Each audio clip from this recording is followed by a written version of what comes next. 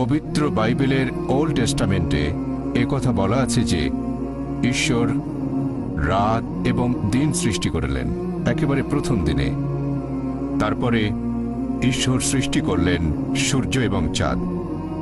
এটা আছে 21 অধ্যায়ের 22 নম্বর আয়াতে। কোরআনে যে ঈশ্বর বিশ্ব জগৎকে নিয়ন্ত্রণ করে, আমার সন্দেহ হচ্ছে ঈশ্বর কি বিশ্বজগৎ সৃষ্টির সময় কোন রকম ভুল করেছিলেন?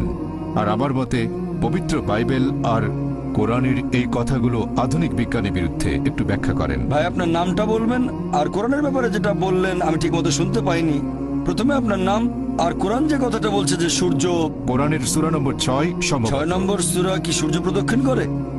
আপনি বললেন 21-22 অধ্যায় 21 আয়াত 22 অধ্যায় নম্বর 21 আয়াত 22 যে সূর্য প্রদক্ষিণ করে। না, সম্ভবত এটা 6 নম্বর সূরাতে। আচ্ছা, তবে 21 নম্বর অধ্যায়ের 22 নম্বর আয়াত বলছে ঈশ্বর বিশ্ব জগৎ নিয়ন্ত্রণ করেন। আপনার মতে এটা বিজ্ঞানের বিপক্ষে যায়। হ্যাঁ ভাই, আপনি প্রশ্ন করলেন, বললেন যে খ্রিস্টানদের বাইবেল পড়েছেন আর বাইবেলের কয়েকটা অনুচ্ছেদ উল্লেখ করলেন। এরপর কোরআনের ব্যাপারে রেফারেন্সটা আপনি বলেননি। বললেন বাইবেলে আছে ঈশ্বর প্রথম দিনে সৃষ্টি করলেন দিবস এবং রাত্রি। আপনি যেটা বলেছেন সেটা আছে বাইবেলের প্রথম বইতে, বুক অব জেনেসিস অধ্যায় 1 অনুচ্ছেদ 3। হ্যাঁ, বলা হয়েছে সর্বশক্তিমান ঈশ্বর দিবস এবং রাত্রি সৃষ্টি করেছেন একেবারে প্রথম দিনে। এরপর আপনারা আরো দেখবেন জেনেসিস অধ্যায় 1 অনুচ্ছেদ নাম্বার 13 থেকে 19 বলা হয়েছে যে ঈশ্বর সূর্য সৃষ্টি করেছেন চতুর্থ দিনে। আমি রেফারেন্সগুলো বলছি। এটা কি বিজ্ঞানের বিপক্ষে যায় না? আমি আপনার সঙ্গে একমত, এটা বিজ্ঞানের বিরুদ্ধে। আমি একটা ডিবেট করেছিলাম ডক্টর উইলিয়াম ক্যাম্বেলের সাথে আমেরিকায়। ডক্টর উইলিয়াম ক্যাম্বেল একজন মিশনারি আর মেডিকেল ডাক্তার, কোরআনের বিরুদ্ধে বই লিখে ডক্টরেট ডিগ্রি পেয়েছেন। আর সেই ডিবেটের topic Quran, Bible and modern science. সেখানে আমি এই প্রশ্নটা করেছিলাম, তিনি উত্তর দিতে পারেননি। তাই আমি একমত যে বাইবেলের বেশ কিছু সমস্যা আছে। এবার প্রশ্নের দ্বিতীয় অংশ, যে পবিত্র কোরআন বলছে সর্বশক্তিমান ঈশ্বর এই মহাবিশ্বকে নিয়ন্ত্রণ করেন। বাইবেলের ব্যাপারে বললে আমিও মানব যে বাইবেল প্রতিষ্ঠিত বৈজ্ঞানিক সত্যের বিরুদ্ধে। আপনি প্রশ্ন করলেন পবিত্র কোরআন বলছে আল্লাহ তাআলা এই মহাবিশ্বকে নিয়ন্ত্রণ করেন, সূর্য প্রদক্ষিণ করে, এটা আপনি বলেননি। সূর্য প্রদক্ষিণ করে, আমি এরকমই শুনেছিলাম, সেজন্য প্রশ্নটা আবার বলতে বলেছি। আপনি বলছেন না কেন? আমি শুনেছিলাম। আপনি এখানে রেফারেন্স দিলেন অধ্যায় 21 আয়াত 22। রেফারেন্সটা ভুল, সঠিকটা হচ্ছে স্যার হ্যাঁ আমি বলছি সঠিকটা সূরা আম্বিয়া অধ্যায় 21 আয়াত 33 আয়াত নাম্বার 22 না, আয়াত 33। এই যে কোরআন, আমি কথা বলছি মেমোরি থেকে, তবে আমি কম্পিউটার নই। না স্যার, আপনি আবার প্রশ্ন করবেন? আমি উত্তরটা বলছি ভাই, আমার কথা শেষ হওয়ার পরে আপনি যত খুশি প্রশ্ন করতে পারেন, কোনো সমস্যা নেই। আপনি প্রশ্ন করেছেন, আমাকে উত্তরটা দিতে দেন। উত্তর শেষ হওয়ার পরে আমাকে আপনি আরো 20টা প্রশ্ন করবেন। যখন প্রশ্ন করেছিলেন আমি মনোযোগ দিয়ে শুনেছিলাম, এখন আমার উত্তরটা শোনেন। আর উত্তরের শেষে আপনি যত খুশি প্রশ্ন করতে পারেন। আপনাকে অনেক সময় দেবো, যদি চেয়ারম্যান রাজি না হন তাহলে অনুরোধ করবো আরেকটু সময় দিতে। আপনি খুশি মনে এখানে এসেছেন, আমরাও খুশি এখানে আপনি এসেছেন। আপনি বললেন পবিত্র কোরআন বলছে সূরা আম্বিয়া অধ্যায় 21 আয়াত নাম্বার 22 আসলে 33 যে সূর্য প্রদক্ষিণ করে। এটা পবিত্র কোরআনে আছে, সূরা আম্বিয়া অধ্যায় 21 আয়াত 33 বলা হয়েছে হুয়াল্লাযী খালাকাল লাইলা ওয়ান নাহারা, আল্লাহ তাআলা সৃষ্টি করেছেন দিন এবং রাত, ওয়াশ শামসা ওয়াল কামার, সূর্য এবং চন্দ্র। কুল্লুন ফি ফালাকি ইয়াসবাহুন, প্রত্যেকে নিজস্ব গতিতে নিজকে চারপাশে বিচরণ করছে। আর তাসলিমা নাসরিন এই ভুলটার কথা উল্লেখ করেছিল, আপনারা চেনেন, নাম শুনেছেন? বাংলাদেশের সে বলেছিল একটা বই যদি বিশ্বাস করে সূর্য পৃথিবী চারপাশে ঘোরে তাহলে আমরা কিভাবে উন্নতি করব, মানে কোরআনের কথা বদলাতে হবে। নাউজুবিল্লাহ। আসলে তাকে দৃষ্টিভঙ্গি বদলে সঠিকভাবে কোরআন পড়তে হবে। পবিত্র কোরআন বলছে হুয়াল্লাযী খালাকাল লাইলা ওয়ান নাহারা, আল্লাহ তাআলা সৃষ্টি করেছেন রাত এবং দিন, ওয়াশ শামসা ওয়াল কামার, সূর্য এবং চন্দ্র। কুল্লুন ফি ফালাকি ইয়াসবাহুন, প্রত্যেকে নিজ গতিতে নিজ কক্ষপথে বিচরণ করছে। কোরআনের কোথাও বলা হয়নি যে সূর্য পৃথিবীর চারপাশে প্রদক্ষিণ করছে, কোথাও বলা হয়নি এটা। পবিত্র কোরআন এখানে বলছে সূর্য এবং চাঁদ প্রদক্ষিণ করে আবর্তিত হয়, কোথাও বলা হয়নি পৃথিবীর চারপাশে। এই আয়াতে পৃথিবীর শব্দটা কোথাও নেই। বলা হয়েছে হুয়াল্লাযী খালাকাল লাইলা ওয়ান নাহারা, আল্লাহ তাআলা সৃষ্টি করেছেন রাত এবং দিন, ওয়াশ শামসা ওয়াল কামার, সূর্য এবং চন্দ্র। কুল্লুন ফি ফালাকি ইয়াসবাহুন, প্রত্যেকে নিজ কক্ষপথে বিচরণ করছে। আমি স্কুলে থাকতে পড়েছিলাম যে সূর্য প্রদক্ষিণ করে, নিজ অক্ষের চারপাশে প্রদক্ষিণ করে না। সূর্য মহাবিশ্বে প্রদক্ষিণ করে, পুরো সৌরজগৎ প্রদক্ষিণ করে। আমি স্কুল পাশ করেছি 1982 সালে। স্কুলে পড়েছিলাম সূর্য নিজের চারপাশে আবর্তন করে না, কিন্তু কোরআনের আয়াত বলছে এখানে আরবি শব্দ ইয়াসবাহুন, এর মূল আরবি শব্দ সাবাহা, যেটা দিয়ে চলন্ত কোনো কিছুর গতিকে বোঝানো হয়।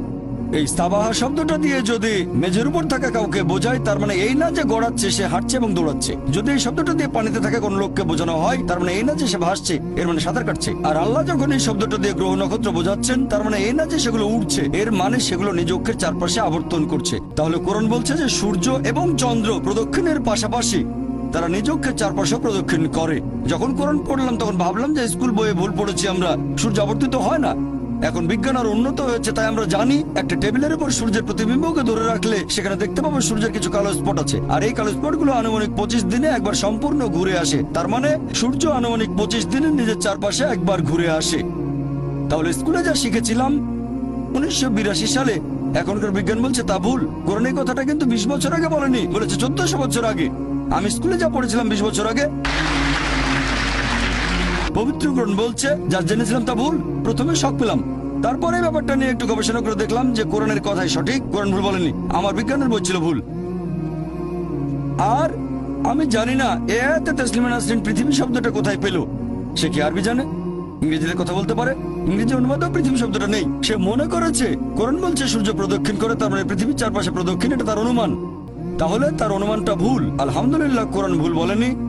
আর আমি আপনার সঙ্গে একমত যে আল্লাহ সুবহানাহু ওয়া তাআলা এই মহাবিশ্বকে নিয়ন্ত্রণ করেন। আর এই কারণেই ফ্রান্সিস বেকনের মত অনুযায়ী, ফ্রান্সিস বেকন একজন বিখ্যাত দার্শনিক, তিনি বলেছেন বিজ্ঞান সম্পর্কে কম জানলে হবেন একজন নাস্তিক, তবে বিজ্ঞান সম্পর্কে গভীর জ্ঞান থাকলে এক সর্বশক্তিমান ঈশ্বরে বিশ্বাস করবেন। আশা করি উত্তরটা পেয়েছেন। আবারও প্রশ্ন করতে চাইলে করতে পারেন, পাল্টা প্রশ্ন করতে চাইলে করে ফেলেন, আমরা আপনাকে ভালোবাসি। স্যার, আমি অধ্যয়ের ব্যাপারে শিওর নই। কোনো সমস্যা নেই, আমি আপনার সমালোচনা করছি না, প্রশ্নটা করেন। আর আমি এখানে সঠিক কথাগুলো বলছি, আপনি যদি ভুল রেফারেন্স দিয়ে থাকেন তাহলে আমি সেটাকে শুধরে দেবো। বলছি না যেটা আপনাকে জানতেই হবে, আপনিও কম্পিউটার না, আমিও কম্পিউটার নই। তবে আমার মনে হয় এটা আছে 8 নম্বর সূরাতে। সম্ভবত সূর্য পৃথিবীর চারপাশে ঘুরছে। কোরআনের কোথাও এটা বলা নেই। আপনাকে আমিই বলছি যে আয়াতটা বলেছেন সেটা সূরা আম্বিয়া অধ্যায় 21 আয়াত নাম্বার 33। তসলিমা নাসরিন এটা বলেছিল, এছাড়াও ইসলামের অনেক সমালোচকও বলেছিল। অধ্যায় 8 মানে সূরা আনফালের কোথাও বলা হয়নি যে সূর্য ঘুরছে, কোনো আয়াতই বলছে না সূর্য ঘুরছে। এর কাছাকাছি যে আয়াতটা পাবেন, যদি আরবি না জানেন তাহলে কোরআনের অনুবাদ পড়েন, এটা সূরা আম্বিয়া। আপনার রেফারেন্সটা ছিল কাছাকাছি, মাত্র 11টা আয়াতের পার্থক্য। আপনার রেফারেন্সটা ছিল সঠিক, অধ্যায় নাম্বারটা সেটা 21, তবে আয়াতটা 22 নাম্বার ছিল না, সেটা ছিল 33। আপনার কাছে কোরআন আছে? না, অধ্যায় নম্বর 21 আয়াত 22, ঈশ্বর বিশ্ব জগৎকে নিয়ন্ত্রণ করেন। আচ্ছা, আরেকটা, ঈশ্বর মহাবিশ্বকে নিয়ন্ত্রণ করেন। এখন আমি আপনাকে বলি, বিজ্ঞান এখনো এতটা উন্নত হয়নি যে আল্লাহ সুবহানাহু ওয়া তাআলা সম্পর্কে কিছু জানাতে পারবে। একটা লেকচার দিয়েছিলাম, is the Quran God's word, সেখানে বৈজ্ঞানিকভাবে প্রমাণ করেছি যে আল্লাহ সুবহানাহু ওয়া তাআলা আছেন। ভলান্টিয়ারদের অনুরোধ করবো ওনাকে একটা ভিডিও ক্যাসেট দিতে। ভাই আশরাফকে অনুরোধ করছি, আপনি ভলান্টিয়ারদের বলেন আমি আপনাকে গিফট করব একটা video cassette, is the Quran God's word. সেখানে বেশ কিছু বৈজ্ঞানিক বিষয় নিয়ে আমি বলেছি, আর আমি প্রমাণ করেছি বিজ্ঞান দিয়ে যে আল্লাহ সুবহানাহু ওয়া তাআলা অবশ্যই আছেন। তাই আজকের বিজ্ঞান আর সেরা বিজ্ঞানীরা ঈশ্বরকে তারা বাদ দিচ্ছেন না, তারা ঈশ্বরের নকল রূপগুলো বাদ দিচ্ছেন, লা ইলাহা। তারা আল্লাহকে বাদ দিচ্ছেন না, বরং ঈশ্বরের নকল রূপগুলোকে তারা বাদ দিচ্ছেন, লা ইলাহা ইল্লাল্লাহ। বুঝলেন? পৃথিবীর সেরা বিজ্ঞানীরা এটা বলছেন। তারা সবাই ঈশ্বরে বিশ্বাস করেন, বেশিরভাগ। কেউ কেউ হয়তো বিশ্বাস করে না, তবে বেশিরভাগ বিজ্ঞানী মানেন একজন সৃষ্টিকর্তা অবশ্যই আছেন। বিশ্বজগৎ কিভাবে সৃষ্টি হয়েছে? বর্তমানের বিজ্ঞান আমাদের বলছে যে এই বিশ্বজগৎ কিভাবে সৃষ্টি হয়েছে। কিভাবে? বিগ ব্যাং এর মাধ্যমে, ঠিক? হ্যাঁ, খুব ভালো, বিগ ব্যাং। আর বর্তমানের বিজ্ঞান বলে যে একেবারে প্রথম দিকে ছিল বিন্দু, পুরো বিশ্বজগৎ, তারপর সবকিছু আলাদা হয়ে গেল, একটা বিস্ফোরণ, সেখান থেকে হলো গ্যালাক্সি, তারপর হলো নক্ষত্র, বিভিন্ন গ্রহ, চাঁদ, সূর্য, আমাদের এই পৃথিবী। এটাকেই বলা হয় বিগ ব্যাং। আমরা বিগ ব্যাং সম্পর্কে কবে জানতে পেরেছি? 20 বছর, 30 বছর, 40 বছর আগে, ঠিক? হ্যাঁ, ঠিক। আল্লাহ পবিত্র কোরআনে বলেছেন সূরা আম্বিয়া অধ্যায় নম্বর 21 আয়াত নম্বর 30, আল্লাহ 1400 বছর আগে বলেছেন, আল্লাহ বলেছেন যে অবিশ্বাসীরা কি এটা দেখে না আকাশমণ্ডলী আর পৃথিবী ওতপ্রোতভাবে মিশেছিল? অবিশ্বাসীরা কি দেখে না أن السماوات والأرض যে আকাশমণ্ডলী ও পৃথিবী মিশেছিল, আমি তাদের পৃথক করে দিলাম? তাহলে আল্লাহ বলছেন আকাশ আর পৃথিবী একসাথে ছিল, আমি তাদের আলাদা করে দিলাম। বিজ্ঞানীরা এখন এই বিগ ব্যাং সম্পর্কে বলছেন, আর কোরআন 1400 বছর আগেই সেটা সংক্ষেপে বলেছে। এ কথা কে বলতে পারেন? বিজ্ঞান তো সে সময় উন্নত ছিল না। কে? আমাদের স্রষ্টা। এভাবে পুরো একটা লেকচার দিয়েছি। আপনি আমার ভিডিও ক্যাসেট দেখেন, কোরআন এন্ড মডার্ন সায়েন্স আর is the Quran God's word. ইনশাআল্লাহ যদি আপনি খোলা মন নিয়ে দেখেন তাহলে আপনিও এটা মানবেন, আল্লাহ একজন আর তিনি বিশ্বজগতের স্রষ্টা।